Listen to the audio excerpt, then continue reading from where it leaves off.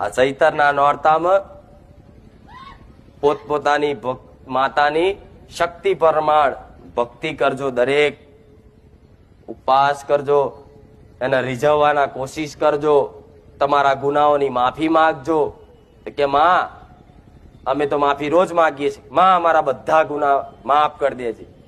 પણ બધા ગુના નહીં, વેણી વેણી એક એક ગુનો માગો, માફી માગો કે માં ભૂલથી આ મેણું મારી દીધું, માં ભૂલથી આ સોગંદ ખાઈ લીધી.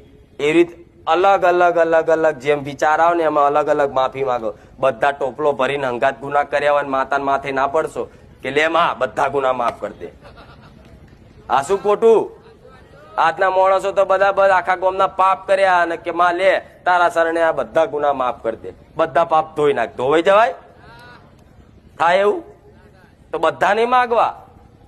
માં અમને સમજ છે ને એટલું અમે તને માફી માંગીશ, બીજું જોણે અજોણે માં ભૂલ ચૂક થઈ હોય ને તો માફ કરજે. પણ આ નોરતામાં તારા ઉપવાસ કરીશું, તારા ઉપવાસ કરી અને આખા વર્ષ જે તે ગુના થયા છે અમારા વડવાઓના માં માફ કરજે. સ્પેશિયલ એના નોમથી ઉપવાસ કરીશું, અમારે બીજું કશું જોતું? બીજું બધું તો જોતું જ હોય પણ એ સાઈડમાં રાખવાનું. બધાને જોતું જ હોય, એમને તો માતા કોઈ સાંભળે પણ એ મળશે જ, ઓટોમેટિક મળશે. પણ એને સાઈડમાં રાખી, અરજી સાઈડમાં રાખી અને તમારા કરેલા ગુનાની માફી પેટે ઉપવાસ કરવાના છે.